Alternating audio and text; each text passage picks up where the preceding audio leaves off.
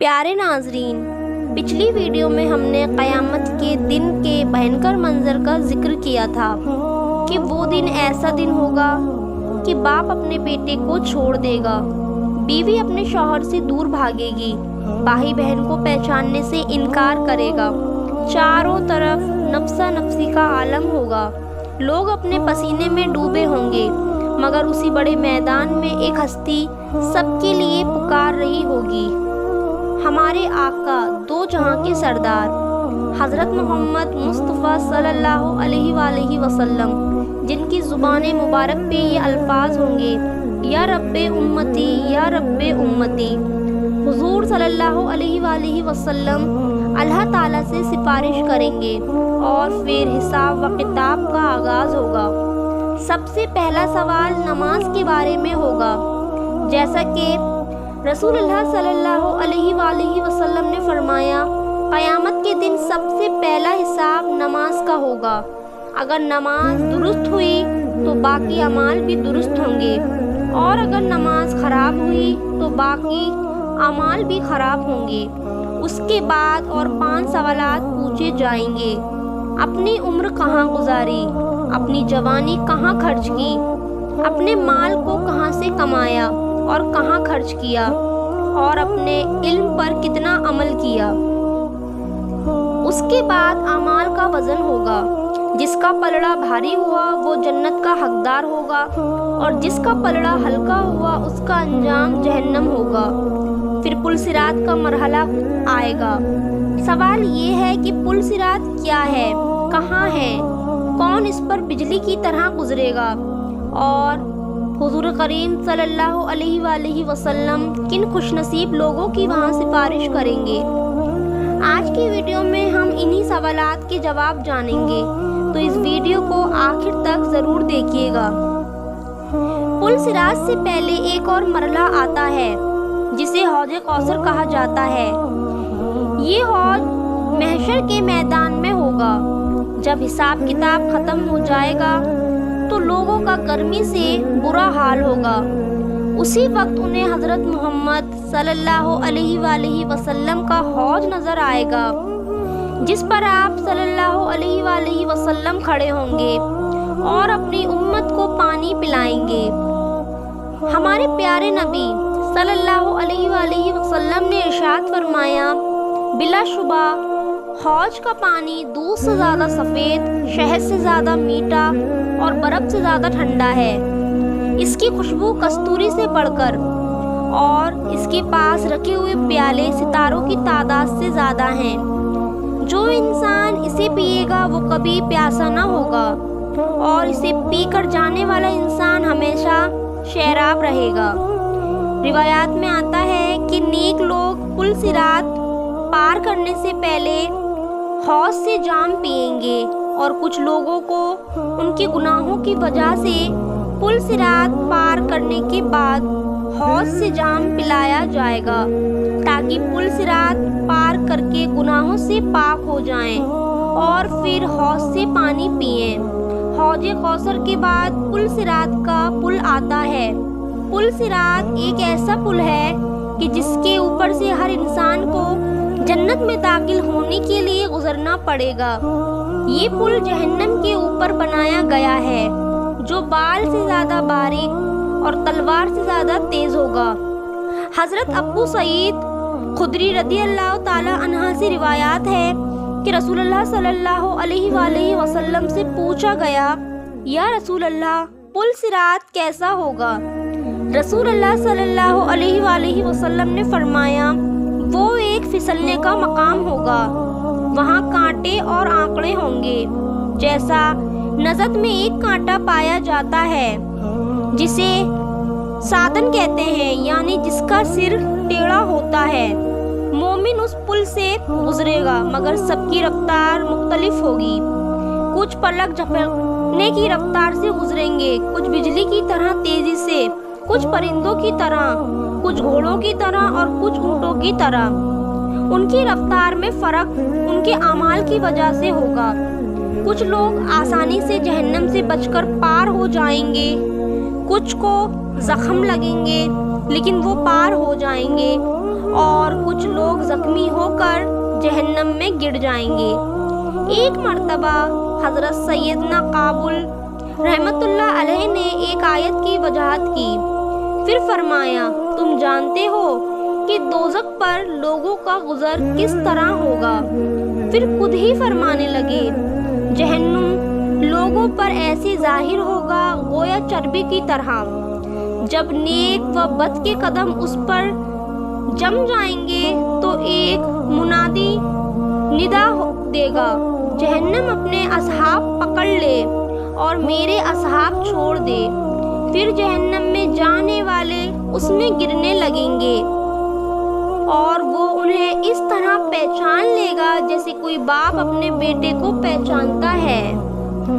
مومن اسے اس طرح پار کر لے گا، ان کے کپڑوں پر کوئی نشان نہیں ہوگا۔ پل صراط ایک کے لیے بال سے زیادہ باریک نہیں ہوگا، بلکہ جس کے لیے اللہ چاہے اس کے لیے یہ وسیع عرش کی طرح ہوگا، جیسے کہ حضرت سیدنا سعید بن ابو ہلال رحمت اللہ علیہ نے فرمایا، میرے پاس یہ بات پہنچی ہے کہ قیامت کے روز پل صراط کچھ لوگوں پر بال سے بھی زیادہ باریک ہوگا اور کچھ کے لیے کشادہ وادی کی طرح ہوگا۔ سب سے پہلے پل صراط پر سے ہمارے نبی صلی اللہ علیہ وآلہ وسلم گزر فرمائیں گے، پھر اور انبیاء مرسلین، پھر یہ امت اور اس کے بعد دوسری امت گزرے گی۔ روایات میں آتا ہے کہ اللہ تعالیٰ نے حضرت سیدنا داؤد علیہ السلام سے ارشاد فرمایا، اے داؤد، کیا تم جانتے ہو پل صراط پر سب سے تیزی سے گزرنے والے کون ہوں گے؟ وہ جو میرے فیصلے پر راضی رہے اور جن کی زبان میرے ذکر سے تر رہی ہو۔ ہمارے پیارے نبی صلی اللہ علیہ وآلہ وسلم کی شان یہ ہے کہ آپ اپنی امت کے لیے ہر وقت فکر مند رہتے ہیں۔ دنیا میں بھی آپ صلی اللہ علیہ وآلہ وسلم نے اپنی امت کے لیے دعائیں کی اور قیامت کے دن بھی جب سب اپنی جان کی فکر میں ہوں گے، آپ اپنی امت کے لیے سلامتی کی دعا فرما رہے ہوں گے۔ فرمان مصطفیٰ صلی اللہ علیہ وآلہ وسلم، تمہارے نبی پل صراط پر کھڑے رب سلامی رب سلامی، اے رب سلامتی دے، اے رب سلامتی دے، دعا فرما رہے ہوں گے۔ سوچیے ذرا وہ لمحہ کتنا سخت ہوگا کہ ہر شخص اپنی نجات کی فکر میں ہوگا، مگر ہمارے پیارے آقا دو جہاں کے سردار حضرت محمد مصطفیٰ صلی اللہ علیہ وآلہ وسلم اپنی جان کی نہیں بلکہ اپنی امت کی سلامتی کی فکر کر رہے ہوں گے۔ فرشتے بھی عرض کریں گے، اے اللہ سلامتی سے گزار، اے اللہ سلامتی سے گزار۔ یہی تو وہ عظیم شان ہے جو اللہ نے اپنے محبوب صلی اللہ علیہ وآلہ وسلم کو عطا فرمائی۔ آپ سراپا رحمت ہیں، شفیع العظم ہیں، اور سچ یہ ہے کہ اگر آپ کی دعا نہ ہو تو کوئی بھی پل صراط سے گزر ہی نہ کر سکے۔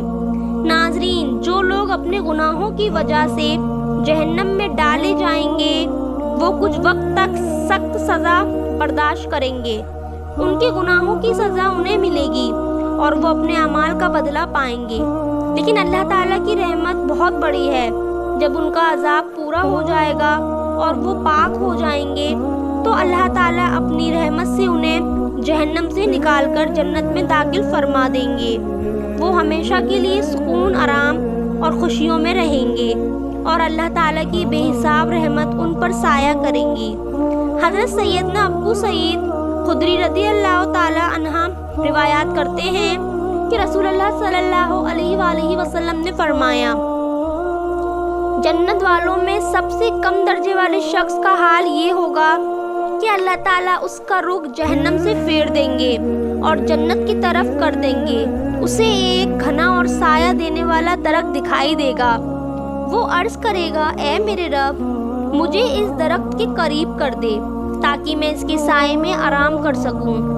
اللہ تعالیٰ فرمائے گا، اگر میں تجھے یہ دے دوں تو کیا تو پھر کوئی اور سوال نہیں کرے گا؟ وہ کہے گا، اے پروردگار، تیری عزت کی قسم، اب کچھ نہیں مانگوں گا۔ پھر اللہ تعالیٰ اسے اس درخت تک پہنچا دے گا، وہ وہاں آرام کرے گا۔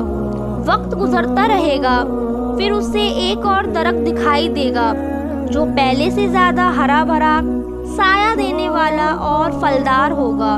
وہ پھر عرض کرے گا، اے میرے رب، مجھے اس درخت کے قریب کر دے تاکہ میں اس کے سائے میں اور اس کے پھلوں سے فائدہ اٹھا سکوں۔ اللہ تعالیٰ فرمائے گا، کیا تو پھر کوئی اور سوال نہیں کرے گا؟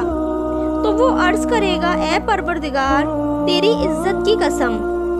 اللہ تعالیٰ اسے وہاں بھی پہنچا دے گا۔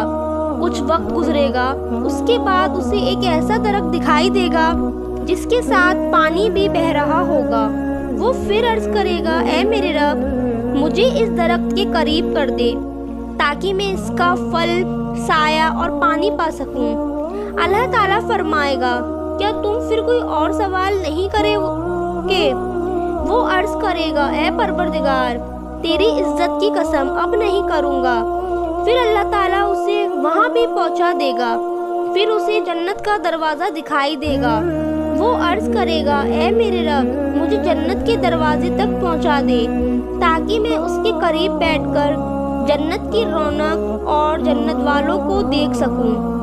اللہ تعالیٰ اسے جنت کے دروازے تک پہنچا دے گا۔ وہ جنت کی خوبصورتی اور نعمتیں دیکھ کر بے اختیار عرض کرے گا، اے میرے رب، مجھے جنت میں داخل فرما دے۔ اللہ تعالیٰ اسے جنت میں داخل کر دے گا۔ جب وہ اندر جائے گا تو اس سے کہا جائے گا، اب تو تمنا کر۔ وہ اپنی خواہشیں بتائے گا اور اللہ تعالیٰ اسے یاد دلاتا جائے گا، یہ بھی مانگ، یہ بھی مانگ، یہاں تک کہ وہ اپنی ہر اچھا بیاں کر دے گا۔ پھر اللہ تعالیٰ فرمائے گا، تجھے تیری ساری خواہشیں دی گئیں اور ان کے ساتھ 10 گنا زیادہ بھی۔ پھر وہ اپنے جنتی محل میں داخل ہوگا۔ وہاں 2 حوریں اس کا استقبال کریں گی اور کہیں گی، ساری تعریفیں اس اللہ کے لیے ہیں جس نے ہمیں تیرے لیے اور تجھے ہمارے لیے پیدا کیا۔ وہ خوشی سے کہے گا، جو کچھ مجھے ملا ہے یہ کسی اور جنتی کو نہیں دیا گیا۔ انت میں اللہ تعالیٰ سے دعا کرتے ہیں کہ اللہ تعالیٰ ہمیں جہنم کی آگ سے بچائے اور ہمیں جنت میں داخل فرمائے۔ آمین۔